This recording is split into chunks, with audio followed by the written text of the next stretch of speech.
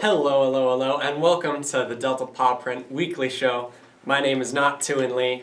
Tuan is not here today. There was an incident last week. You may have seen it, and he's saving the world.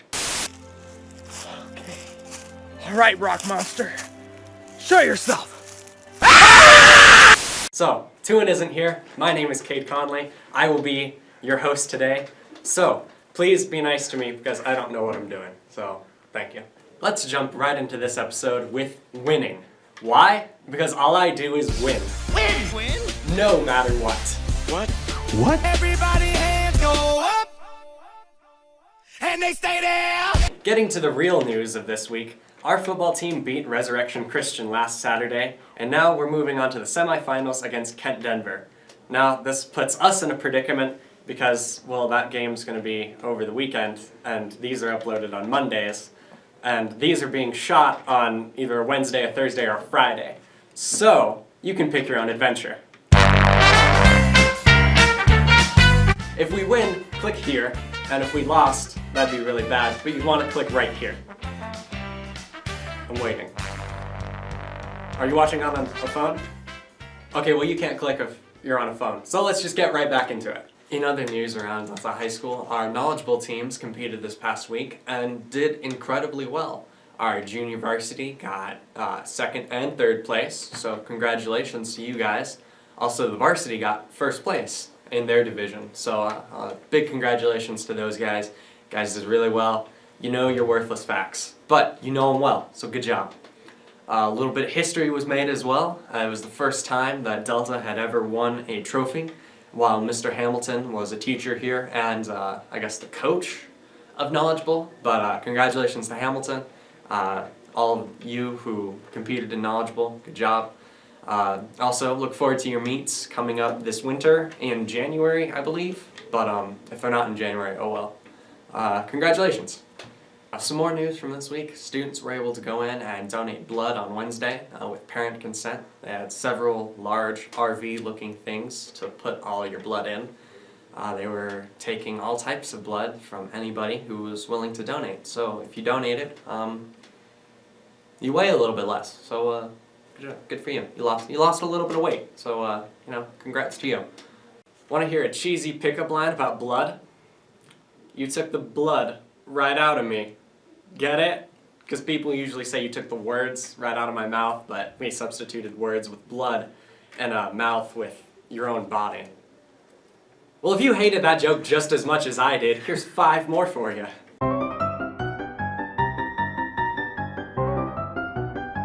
I had a blood test the other day. It took a lot out of me. Oh, get it? Get it? Yeah, this guy liked it. This guy liked it right here. He thought that was hilarious. What about another one? You shouldn't be negative about donating blood. Get it? Because be negative. Yeah, this guy liked it right here. Jim, Matt. Where do vampires have their savings accounts? The blood bank. Yeah, everyone loves that. No one gets that. Why can Taylor Swift not donate blood? Because she has bad blood. Yeah, see? Everyone loves these jokes, man. Finally, our last one, definitely not our least. This may be one of our better ones.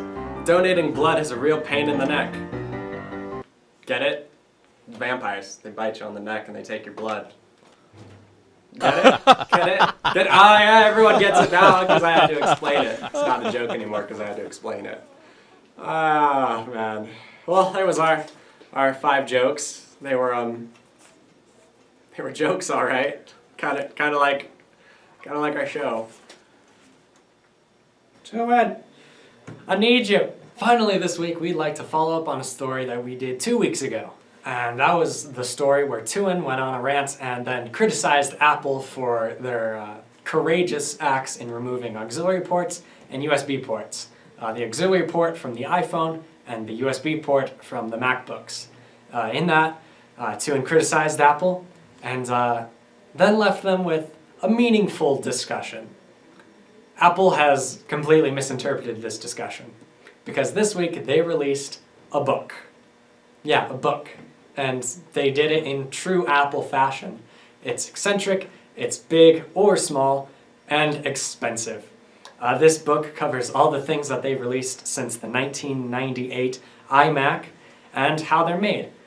So that sounds simple, but to put it in true Apple fashion, of course, it is very big and showy and just how Apple likes to do their stuff. It's a book about all the things that they have made since 1998 with the iMac, and it shows all the parts that have gone into it.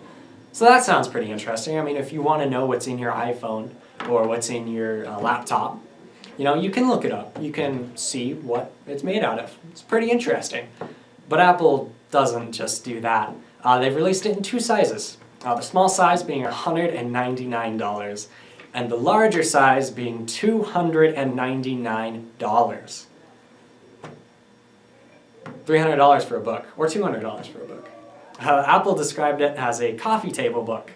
So that's the kind of book that you pick up when you're bored at a friend's house. And you're so bored out of your mind that you have resorted to reading whatever books they keep on their coffee table. Well, now you can read about Apple. So maybe you enjoy that, or maybe you won't. Maybe it'll make you want to throw the book out a window. This is how we built the iPhone. It's a big picture book. Like, what are you doing? If it was like a pop-up book though, or like a coloring book, I'd be all over it. I'd be buying like the big version, I'd be dropping $300 for it, you know, like, forget logic, you know? I'm gonna buy a picture book about Apple. It looks cool and all. I mean, it's sleek, you know, like all Apple products. It's very modern, very nice pictures, you know, they're all very clear. It goes into it in very high detail. But $200 and $300 for a book. Apple, what are you doing?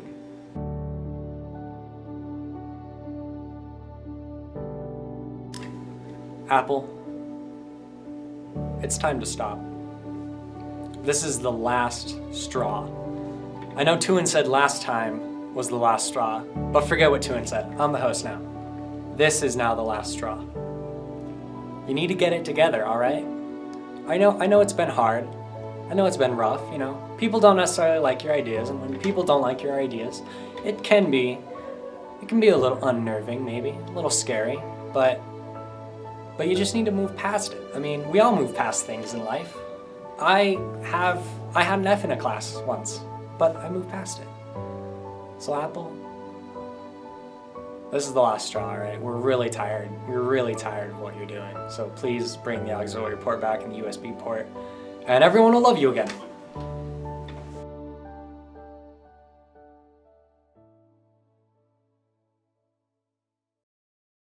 Well, that's our show. Thank you so much for watching. As always, you can subscribe to our social media platforms. That should be on screen right here.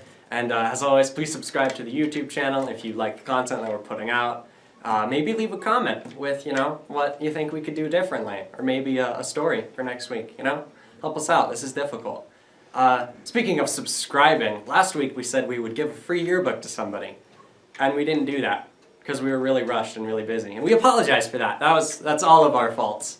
But this week we finally did. We gave everyone in our subscribers list a random number, and then we took those numbers and put them in a random number generator. So, the lucky winner of our drawing for a free yearbook is Bernice Rascon, or Rascon?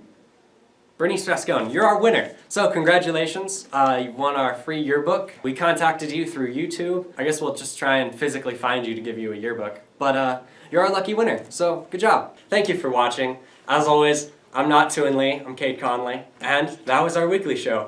Goodbye. Oh man, it really sucked doing this episode without Tuin around.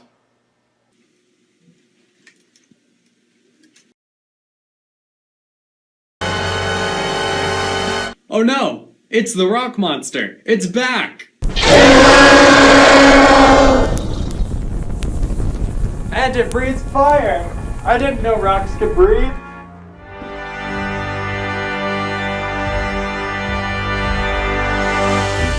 Tuin, you're back!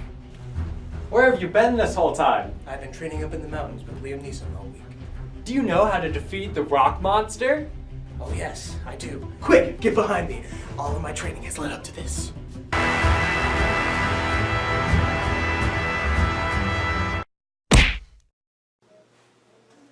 Really, Taryn?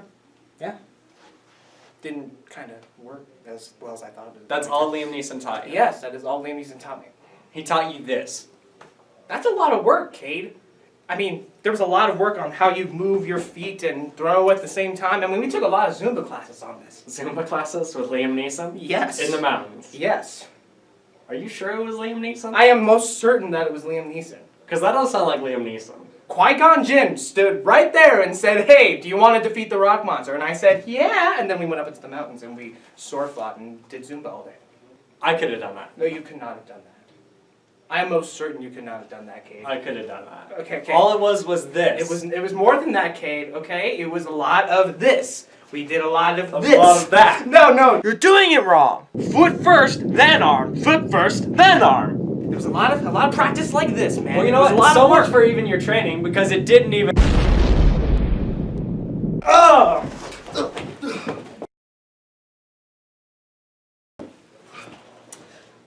That's the power of Zumba. Ugh.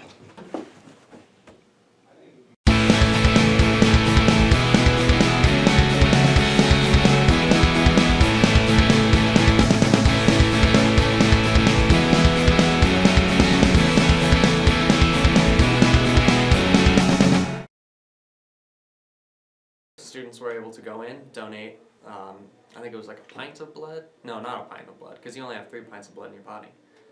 Oh, God, Kate. This is so hard. How does Tuin do this? It's 10:02. I'm so tired, Tuin. I'm so tired.